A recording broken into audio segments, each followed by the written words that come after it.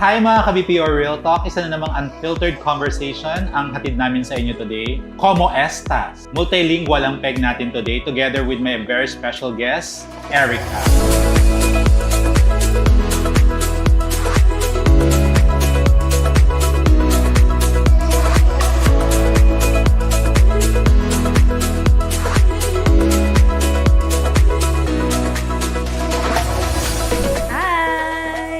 Hi Erica, kumusta? I'm good. How are you? Kumusta? Como estas? Estoy bien. Oh my God! I'm so excited with this conversation, Erica, and thank you again for gracing us with your presence. So let's start. Let's get to the conversation. Paano ka na-start as a BPO agent? So, I'm actually from Zamboanga City, pero after kong graduate ng college, dumiretso na ako dito sa Manila. Kasi ang gusto ko talaga maging flight attendant. Pero since ang pinakamabilis na hiring is sa BPO, so pumunta ako ng Manila, then first company ko is sa Teleperformance. Oh. Yan. Okay. How's your experience, as an agent, as a first-timer na call center when you flew? Yeah, from Zamboanga? first time. Okay. BPO na agad. Yeah. Tapos, like, medyo hopper tayo. So, palipat-lipat ng company, ganyan. So, sabi ko, ano bang dapat kong gawin para kahit hindi na ako ma-promote, pwedeng lumaki yung sahod ko. So, that's the time na nag-aaral ako ng Spanish, and that was during pandemic days, 2020. So, nag-decide ako na mag-bilingual, and yun, hanggang ngayon, bilingual na ako. Yeah. So, bakit Spanish? Actually, Spanish, siguro kasi I'm from Zamboanga City, I can speak Chabacano. But to be honest, super layo pa rin talaga ng Chabacano sa Spanish. Yung natural na Spanish. Yeah, parang kapag isang tao na nagsasalita ng Chabacano and isang Spanish speaker, pag nagsalita silang dalawa, nag-uusap silang dalawa, hindi sila magkakaintindihan. So, it's like there are some words or verbs na magkaparehas. Pero pag yung gagawa ka ng sentence or phrases, malayo. So parang pa rin, like Filipino, may mga similarities, tapos Spanish. So pa rin talaga, broken. Yes, kumbaga. broken. Parang siyang broken Spanish, kumbaga, yes. Gaano ka nakatagal sa BPO industry? 9 years. 9 years. And then, as a Spanish-speaking expert? 5 years. 2020 until now, 2025. Yeah. Okay. Gaano ka nakatagal sa BPO industry? 9 years. 9 years. So, 9 years in BPO industry. And then, how long is your experience in the Spanish-speaking agent role? 5 years. 5 years. And then, aside from the sweldo, which sobrang taas naman talaga, bigyan mo nga kami ng range. Sige, I'm gonna share it. Nag-start ako sa 50K per month as a Spanish bilingual. Hanggang sa, syempre kasi may pagka-hopper ako and gusto ko din na lumaki na yung sahod ko. So, right now, I'm already earning 6 digits per month. Oh my God. Yeah. Pero kailangan mag-train. Diba? Kailangan mag-train ka talaga. Yeah, and siguro parang kailangan din na tenured. Pero meron din ako mga ibang kilala na kahit walang experience, biglang nag-80K per month, first time na as Spanish bilingual, or biglang meron nga akong naging schoolmate na 6 digits siya agad. So, depende talaga. Depende. Baka depende sa rin sa company, sa experience. Sa company. Okay. So, aside from the sweldo na naging main, diba, motivation to explore the Spanish role, ano pa yung naging triggers, or ano pa yung naging inspiration from shifting from English-speaking agent to Spanish? Well, the reason talaga kung ba't ako nag-bilingual kasi mahirap talaga yung buhay. What I'm trying to say is, nung English rep pa kasi ako, mababa kasi talaga yung sahod ko. So, hindi kaya. Tapos, that was like 6 years back. Kumuha ko ng sasakyan. Then, I was an English rep that time. So, mahirap talaga. Nagbabayad ako ng car every month. That was 5 years to pay. Tapos, nagre-rent. Tapos, na-experience ko din yung gas ko, gumaganon-ganon na yung Mapa-empty na. Oo, pa-empty na. Kasi pecha de peligro na. And I really don't like the word pecha de peligro. That's why I really decided na kahit anong mangyari, magbabilingual talaga ako. Kasi inisip ko talaga, ano bang gagawin ko para kahit di na ako ma-promote, pwede akong sumahod ng pang-abroad. Parang I will just stay in the Philippines or kahit lumabas ako ng Philippines, pwede akong sumahod ng pang-abroad. True naman. That's why I decided to become a bilingual. Very good, very Yes. good. And then, take us to your training journey from English-speaking agent to Spanish. Kumusta yung training? Well, yung nag-aaral ako ng Spanish, super struggle talaga. Kasi may mga nagsasabi, ay, dahil nasakop tayo ng mga Spaniards for 333 years, mga ganyan Magaling daw, na tayo. mga marunong daw, or easy lang daw. Super hirap. Mahirap mag-aral ng ibang language. Parang English lang din. Like, since nursery, elementary, high school, college, alam natin sa sarili natin na minsan, nagkakamali pa rin tayong magsalita ng English, right? What more ang Spanish language? So, mahirap siya. Pero I can say that it's worth it because I always believe that learning a different language is a great investment. Kasi that's what happened sa akin eh. Dahil sa Spanish language, I can't be who I am who I am today. So, dahil sa Spanish language na to, kung ano man yung na-invest ko sa sarili ko, yun lang dahil doon. I'm very grateful for the Spanish language talaga. And regarding to your question about sa training, struggle siya, pero worth it. And then, during training ko talaga, walang trainer kasi na bilingual. So, ituturo talaga sa amin English. So, i-translate lang namin. So, ganon. Mahirap, but I can say it's worth it. Okay, Yeah. right. Very struggle is real, kumbaga, di ba? Yeah. Pero if you are really built for something greater, then papunta ka doon. Destiny ba, di ba? Yeah. So, walk us through on your first call experience as a Spanish-speaking agent. Sure. How's Kasi, hindi ko talaga, kasi konti pa lang kami mga bilingual nung time na yun. So, hindi ko expect na super bilis pala talaga nilang magsalita. Kaya, nung first call ko, hindi ko talaga, Bueno, gumaganon ako, hola, gumaganon ako. Pardon, I'm sorry. Tapos inuulit. Mababait kasi talaga yung mga Spanish speakers. Sobrang madaling kausap ng mga yan. So, tapos ang nangyari, natapos ko naman yung call. Tapos, syempre may pag-Google Translate tayo sa gilid. Ganon. Uso pa. So, pwede naman. So, nairaos din. Super kinabahan, pero kinilig. Kinilig ako kasi parang, oh my gosh, ito na pala talaga yun. Ang soothing sa ears, ang ganda pakinggan ng Spanish language. So, hanggang sa yun, parang siguro, passion ko talaga siya. I really love the language talaga. So, may sasabihin kami later about, Erica and her sidelines as a trainer, pero watch out lang kayo. We wanna learn more about Erica, right? Alam ko, excited na kayo lahat. Meron ka bang pang telenovela levels na call? Telenovela? Wala akong natatandaan na pang telenovela na calls. Wala ka. So, like, nag-iiyakan na ba kayo sa call? May customer ba na umiyak sa'yo? Yung mga ganyan? Meron. Kasi nawalan siya ng debit card. So, siya lang talaga yung nagsasalita. Spanish na ng Spanish. Tapos ako, I'm so sorry, lo siento mucho. Gumagano na lang ako, I'm so sorry. Yun lang naman, but more on, ako sa AHT ko alam naman natin to lahat sa BPO, lalo na sa pagdating sa AHT. Masyado akong, yes, quality, pero din talaga ako sa AHT ko, kaya medyo madalang ako magkaroon ng telenovela calls.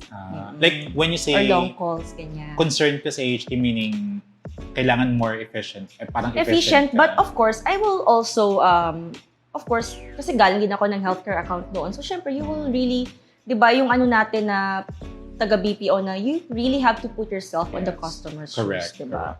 But, wag mo masyadong patagalin. Correct. Pag super telenovela na, you can try to cut it off naman. Control na, hey, I'm so sorry. Sige, i-resolve natin to. Yung mga ganun. Okay. Very good. Transitioning from English to Spanish, syempre marami ka rin nakausap na mga English customers, diba? Yeah. And then Spanish. How can you compare them? Can you compare yung situation ng English customer versus Spanish customer? To be honest, I really don't want to sugarcoat, but I can really say that the best clients in the world are the Spanish native speakers. Baka marami talaga. nang umano dito. Totoo. Pumunta ng Spanish. Yeah. Kasi kapag Spanish talaga, hindi sila mahirap kausap. Pag sinabi mong okay na, na-resolve na natin, okay na. Pero some things kasi, I'm not saying all, but some of the English scholars kasi na racist, kapag in-explain mo na, kailangan mo na naman i-explain ulit. Pero pag mga Spanish scholars talaga, sobrang dali nilang kausap. Tapos ang sweet pa nila. Minsan tatawagin ka nilang my life, mi vida, my love, mi amor. Nakakakilig. Talagang nakakakilig. Nakakakilig. Oo. So, maraming experience na ganito kapag English-speaking countries yung kausap. Mm-mm. Tatanungin pa nila kung saan ka located. Yeah. Mm-mm. Ngayon, sa situation mo as a Spanish-speaking expert, may nagtanong na ba sa'yo? Yes, tapos sasabihin pa nila sa'yo, wow, ang galing mo naman mag-Espanyol. Gaganon pa kahit parang, lalo na yung mga 1 to 3 months pa lang akong Spanish bilingual, sasabihin na agad na magaling. Tapos sa isip ko, magaling ba yun? 3 months pa nga lang akong bilingual, sinasabihin na ako magaling. Siguro binubola ko ni senyor. Yung mga ganun. Pero ma-appreciate ka nila. Parang tayo mga Pilipino, pag merong foreigner na marunong magtagalog, di ba parang na-appreciate Kilig ka, natin no? sila? Ma-appreciate mo. Ganun din sila pag may foreigner na, wow, marunong kang mag-Espanyol, hindi ka native, ma-appreciate ka nila. Ganun sila. Meron na bang nagsabi sa'yo na, sige, where are you located? Tapos, can I speak to your supervisor? Yeah, meron namang na ganun, pero bihira. Bihira. Bihira. nga Kasi sobrang- super bait. Mm-mm. Right now, so, you are an Spanish-speaking expert. Marami ba kayong Spanish-English? Nalilito na ako. Spanish-speaking experts sa team? Meaning, Konti lang. isang team ba kayo? Sa isang team right now, mix kami. May Chinese bilingual, Wow. Spanish bilingual, at English rep. Mix kaming lahat.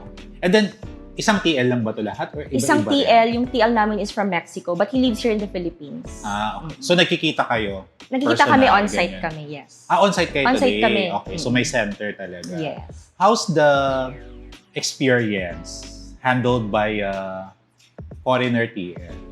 It's very nice kasi as what I mentioned, madali silang kausap. Tapos syempre, Filipinos tayo, hindi naman natin mother tongue ang Spanish.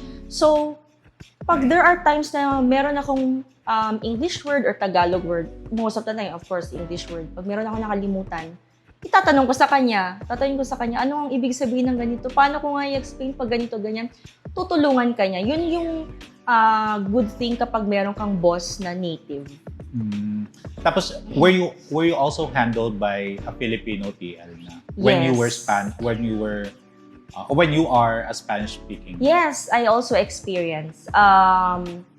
They can speak Spanish, but for me, mas effective sa akin yung Spanish native yung aking boss. Kasi iba pa rin talaga, kahit coaching, mag-Espanyol ka eh. Makikipagchismisan ka, Espanyol din. Pa rin, coaching yun. Magpapaalam ka, bio please, dapat Espanyol. Magbabanyo ka lang, di ba? Or pag nagkasakit ka or mag-absent ka, mag-chat ka sa messenger, dapat Spanish din. Oh my God. So, Oo. hindi ka tulad dun sa atin na kunyari, pag English speaking ka, syempre pag nasa floor na kayo, Tagalog na, Tagalog, di ba? May mga Tagalog. oo. So, sa inyo, tuloy-tuloy. Spanish talaga. Magandang practice. Magandang yun. practice talaga. So, dun sa TL mo na Pinoy, and then kung i-compare mo lang, di ba? Mm-mm. So, Pinoy na TL versus Mexican TL, Spanish-speaking TL. Ano yung masasabi mo na nakatulong sa'yo? Pag Pinoy, tapos pag Spanish-speaking or Well, Mexican? pag Pinoy kasi, pag mag-i-explain kayo sa isa't isa, kasi Filipino, you can really express yourself. But, based on my experience, minsan kasi, iba pa rin kasi, paano ko ba sasabihin? Kasi, meron kasi ako naging boss na hindi talaga siya masyadong marunong mag-Espanyol. So, parang minsan kailangan mo pang i-explain or minsan parang feeling ko hindi niya naintindihan yung pag-Espanyol namin, ng client ko. So, parang minsan, sige, mag-oo ka na lang. But if it's a Spanish native speaker, you really know And pag kino-coach, lalo na kapag kino-coaching ka, alam mo na, okay, ito yung dapat, next time, dapat ganito na yung pagkasabi ko, dapat ito na yung phrase na gagamitin mo, ito na yung klaseng script na gagamitin mo ng Espanyol. Kasi native mas kaya niyang i-express yun. Makakapag-adapt siya. Oo, yes. May difference ba sa culture ng coaching, ganyan? Pinoy For versus me, sa Pinoy? wala naman. Kasi kahit naman Filipino boss, mabait. And pag Mexican boss or any Spanish na, well, sa experience ko, lahat naman na naging boss ko, either Filipino or Mexican, lahat naman mabait. Okay. Let's talk about your interactions sa mga call. Bilang Pinoy na English speaking, tapos i-compare natin dun sa culture naman nakakausap mo na Spanish. Anong difference and anong similarities? Tayo kasi mga Filipinos, we are very hospitable, parang kahit minsan galit na sa atin, sige, okay lang. Pero minsan pag nag-mute ka, nagagalit ka, di ba? Mga ganyan. Ganon din yung mga native speakers, mga Spanish. Parang, ano din sila, mabait sila talagang kausap. Mabait silang kausap. Parang tayo lang din mga Pilipino. Mababait. Mababait, okay. Now, meron ka bang pinaka hindi makakalimutang call? Na masasabi mo na, forever ko itong dadalhin. Nasa core memory ko na to. Feeling ko yung hindi kasi siya Spanish call. Okay. Hindi siya Spanish call. Bedridden siya. He's already like 95 years old. So, tapos, kailangan niyang magpadala ng, kasi nag-healthcare account ako noon eh. Kailangan niya ng pharmacy na magpadala ng gamot sa kanya. Kasi nga bedridden siya. Wala rin siyang family. Oo, nakakaawa. So, baka pwedeng ipadala dito, ganito, ganyan. Meron kasi mga terms and conditions or policies, mga ganyan na hindi pwede. So, ginawan ko ng paraan. Di ko makakalimutan yun.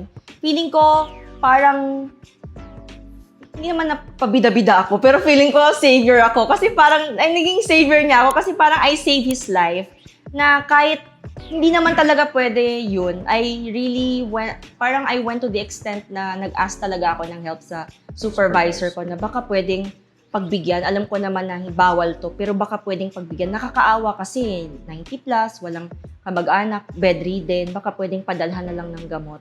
Yun. Nagawa naman nila? Yes. Oo, na-approve ng supervisor ko. Mabait din. Okay. I think yun yung difference natin dun sa iba. Yeah. No? Bilang mga Pinoy, yun yung difference natin. Like, mararamdaman mo yung awa, yung care. Not really awa, pero yung care. Na mapapakita mo rin kahit na nasaan yung customer mo. Yes. So, saludo kami sa mga katulad ni Erica na going above and beyond. Yeah, thank you. Yeah.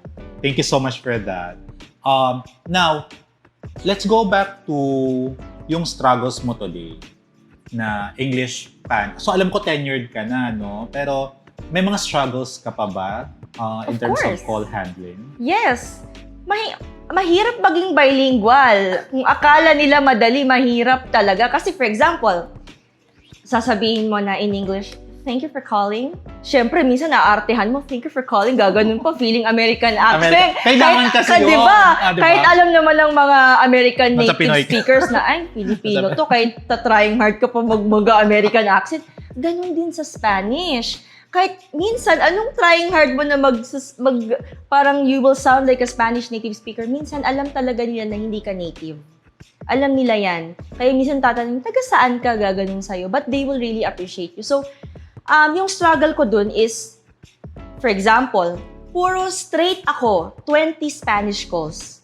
After 20 Spanish calls straight, biglang may 21st na call ko is English. Magaganon ba? Nagpapalit-palit? So, hindi lang English, pure. Hindi pure. Minsan may English, minsan may Spanish, minsan may English, minsan may Spanish. Ganon. So, talagang yung tang mo, parang mapapatang twister ka talaga na parang, for example, communication, ganun sa English. Pero, syempre sa Spanish, komunikasyon. Gaganon ka talaga. So, parang minsan, instead of communication, may naalala ko, sinabi ko, communication. Ganun yung nasabi kong communication, na parang communication. communication. Parang naging Filipino term na siya. So, mahirap. But it's okay. Kasi, ganun mapapatransition ka talaga.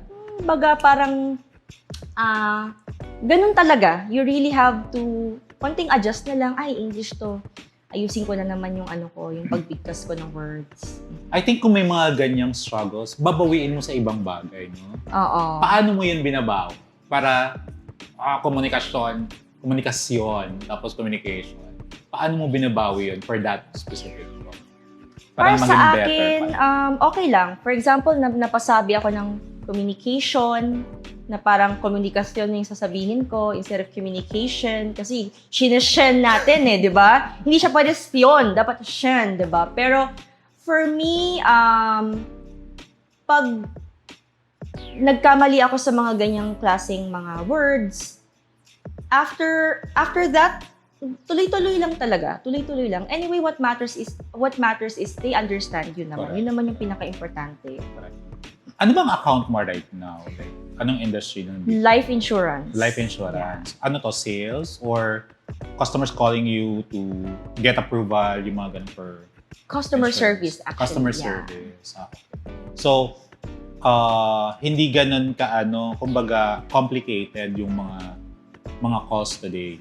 For me, medyo Complicated pa din. kinda. Kasi cross-trained ako Kumbaga, life insurance, tapos meron pa akong annuity. Ano yun? Para siyang, wala kasi siyang ganun dito sa Philippines. Oo. First Pero time para ko na siyang rin. mag-i-invest ka ng pera hanggang sa lumaki. Ganun siya. Mga stocks ba yan? Ganyan? Or hindi Parang ganun? ganun, pero malayo siya sa life insurance. But it's part of the account. Pero sales, hindi kayo nagsisales? Hindi kami nagsisimula. So ano lang, customers Service calling lang you, talaga, yeah. tapos binibigyan nyo lang ng information. Yeah. You mentioned about training earlier and yung mga tongue twister na English to Spanish or Tagalog to Spanish. Let's do a quick game. Okay.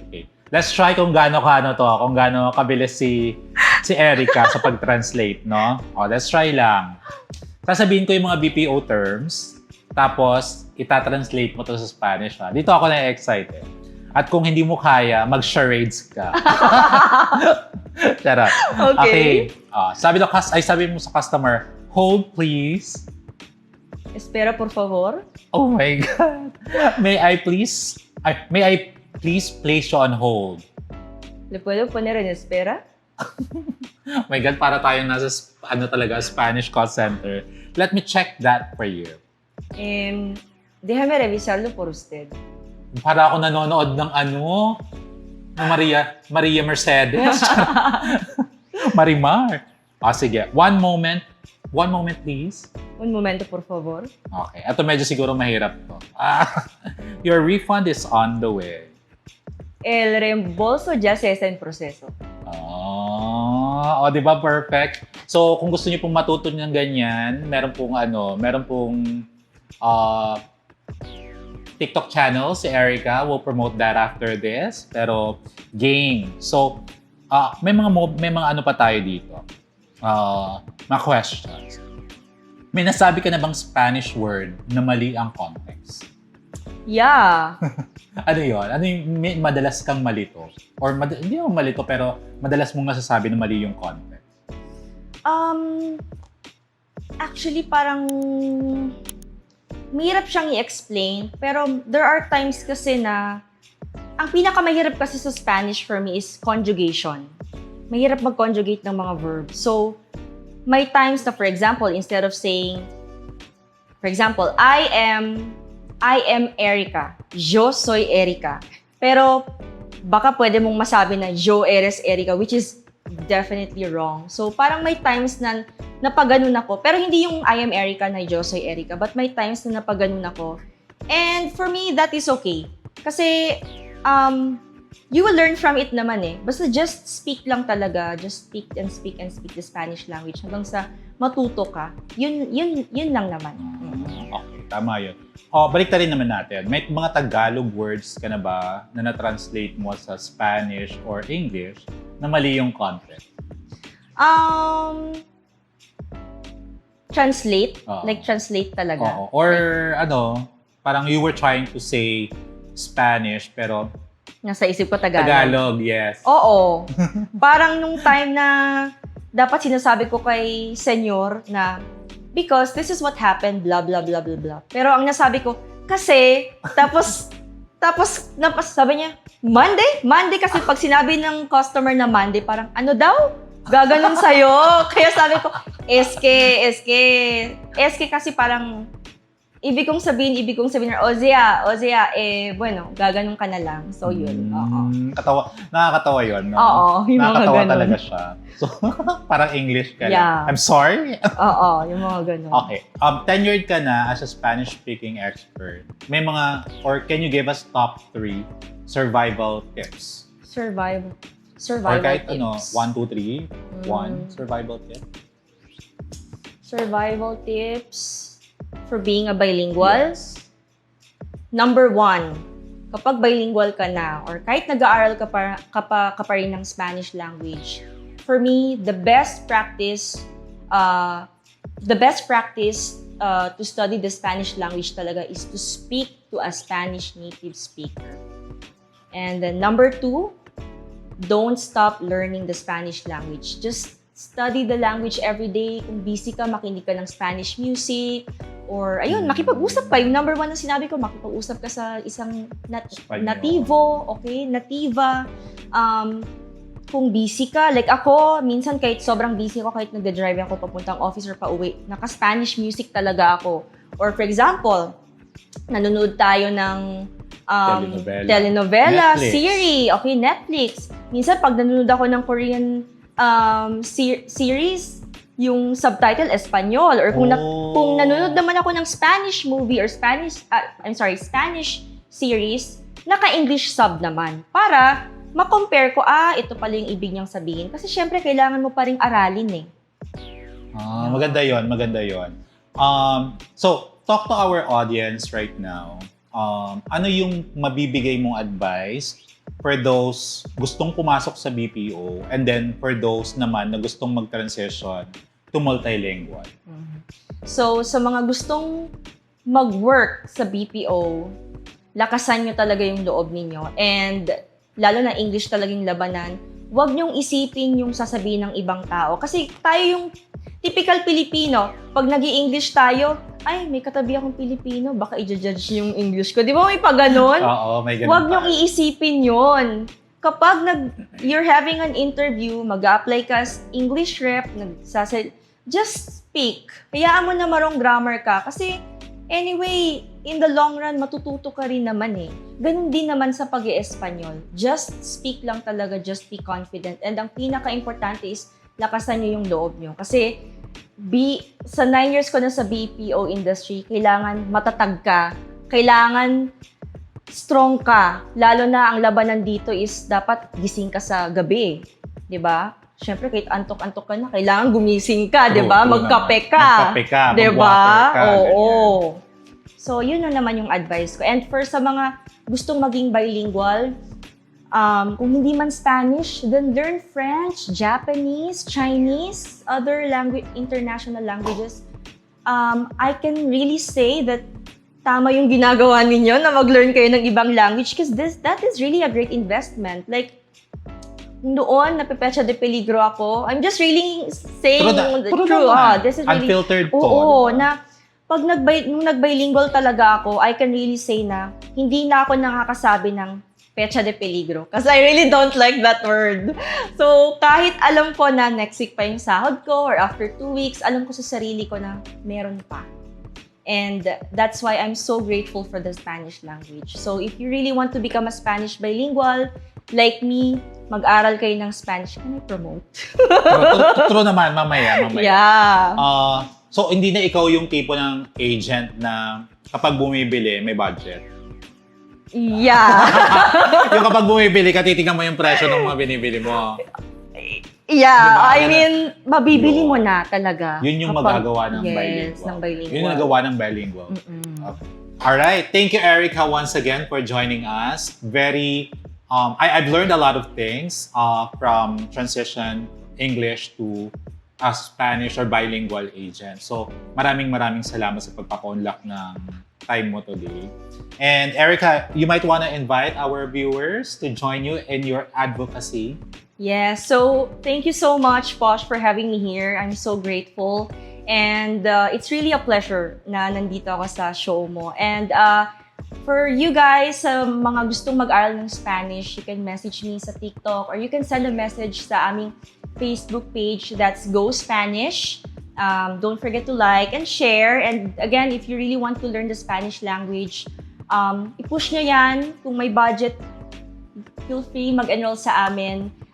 Meron kaming 5 levels and ang 5th level namin is free. And if you want to know more, just send us a message. Thank you so much. Thank Gracias. you. Pwede daw ba silang mag-apply sa'yo? Mag-apply as? Like, kung may mga gustong mag-Spanish speaking agent, pwede ka daw nilang i-PM para mag-apply? Of course! Oh. Pwede! Maraming ganyan na nag-message. Yeah. Pwede po bang mag-apply? O, ituturo namin si Erica pag gusto niyo tong ganitong area ng BPO. Yeah. Alright.